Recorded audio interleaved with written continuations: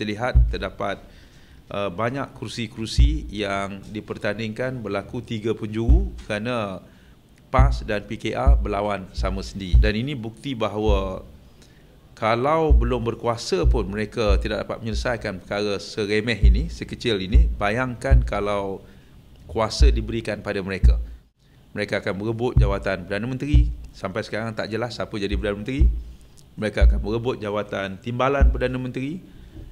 Sampai sekarang pun tak jelas kerana mereka tidak pernah mengemukakan Kabinet Bayangan. Mereka akan berebut jawatan menteri-menteri dan mereka akan berebut banyak lagi perkara-perkara yang berkaitan dengan soal ghanimah ataupun soal rampasan perang, sama ada di peringkat pusat sehinggalah ke peringkat akar umbi.